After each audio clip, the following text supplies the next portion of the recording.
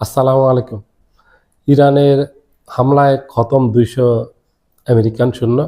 এখন পর্যন্ত এটা কিন্তু এই সংখ্যাটা আরও অনেক বাড়বে। এটা কমবে না এবং সেখানে অনেক আহত হয়েছে। হতাহতের সংখ্যা আরও অনেক বেশি। এখন পর্যন্ত যে নিউজটা আসছে সেটা হলো ২০০ আমেরিকান সৈন্য মারা গেছে। এটা কিন্তু সাধারণ কোনো সংখ্যা না। এটা অনেক বড় একটা সংখ্যা এবং এই সংখ্যাটা আরও অনেক বৃদ্ধি পাবে। ইসরায়েলের অনেক স্থাপনার সাথে সাথে ইসরায়েলে অনেক হতাহত হয়েছে। এখন পর্যন্ত ইসরায়েলের ৯ জনের খবর পাওয়া গেছে, কিন্তু এই সংখ্যাটা আরও অনেক হবে। ইসরায়েলের সংবাদ মাধ্যম এবং সামাজিক যোগাযোগ মাধ্যমে কোনো ধরনের ইসরায়েলের ভিতরের খবর প্রকাশ করতে দিচ্ছে না।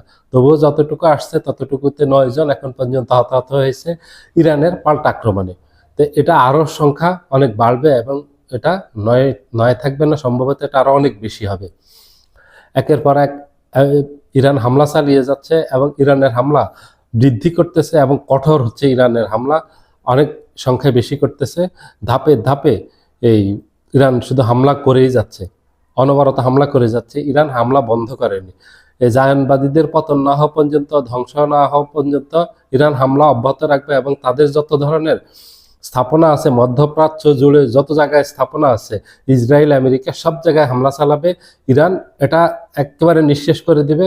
ইরান এখন আর কারো দিকে তাকাবে না, কোনটা মুসলিম কান্ট্রি কোনটা অমুসলিম কান্ট্রি এগুলি দেখবে না ইরান। ইরান এখন সৌদি আরব, কাতার, কুয়েত, আরব আমিরাত, ওমান, সাইপ্রাস সহ যত জায়গায় আমেরিকার স্বার্থ সংশ্লিষ্ট প্রতিষ্ঠান আছে, নৌঘাটি, বিমানঘাটি, সেনাঘাটি আছে, সব জায়গায় হামলা চালাবে, নির্বিচারে হামলা চালাবে। ইউরোপীয়দের বুকে কাঁপন ধরিয়ে দিয়েছে। ইউরোপ এখন বলতে শুরু করেছে যে ইরান যেইভাবে এই নির্বিচারে হামলা শুরু করেছে, এটা ইউরোপের একেবারে কাছে পর্যন্ত গিয়ে পড়ছে। কারণ সাইপ্রাস এই দুই ভাগ, এক ভাগ হলো তুরস্কের অধীন আর এক ভাগ হলো গ্রিসের। যে গ্রিসের অংশ যেটা আছে সেটা কিন্তু ইউরোপে পড়ে, সেটাকে ইউরোপ হিসেবে গণ্য করা হয়। যেহেতু ওই সাইপ্রাসেও হামলা চালাইছে, সাইপ্রাসে ব্রিটেনের একটা সেনাঘাঁটিতে হামলা চালিয়েছে। তো এইভাবে ইরান সব জায়গায় হামলা চালাবে। ইরান এখন আর কোথাও কোনো ধরনের কোনো ছাড় দিবে না যে মুসলিম কান্ট্রি হিসাবে ছাড় দিবে অথবা অন্য কোনো দেশ হিসাবে ছাড় দিবে, এগুলি দিবে না। কারণ হলো এই মুসলিম অনেক দেশই, মধ্যপ্রাচ্যের মুসলিম দেশগুলির কারণে ইসরায়েল এবং আমেরিকা ইরানে হামলা চালানোর সাহস পেয়েছে, নাহলে এই সাহস পেত না। বিশেষ করে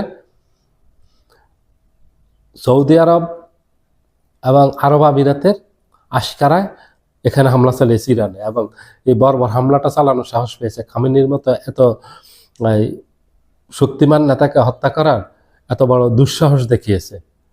এর জন্য দায়ী আমাদের মুসলিম দেশগুলোর অনৈক্যের কারণে বারবার মুসলিম দেশগুলিতে এই একের পর এক আমেরিকা হামলা চালিয়ে যাচ্ছে। দেখেন, ইউরোপ আমেরিকা ওদের যে একটা জোট আছে, ওদের যে একটা ঐক্য আছে, ঐক্যের কারণে ইউরোপে একটা ডিল ছড়ারও তো কেউ সাহস পায় না। এটা হলো ঐক্য, তারা ঐক্যবদ্ধ এই জন্য। আর আমাদের মুসলিম কান্ট্রিগুলি সবগুলি আলাদা, বিচ্ছিন্ন।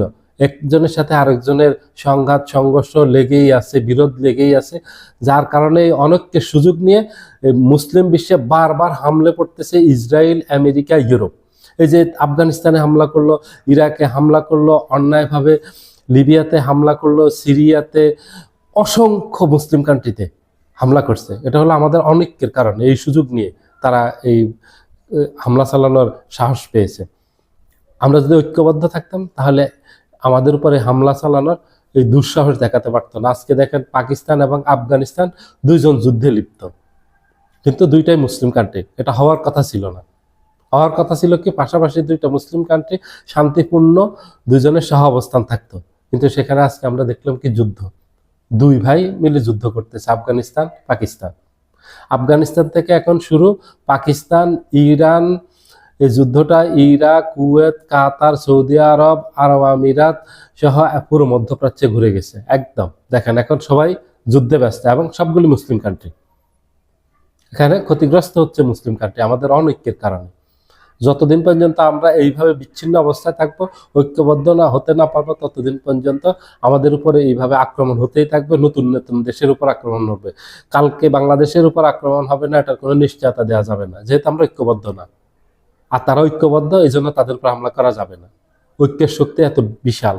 এটা মনে রাখতে হবে, আমাদেরকে আমাদের স্বার্থে ঐক্যবদ্ধ হতে হবে। সবাই ভালো থাকবেন। আল্লাহ হাফিজ।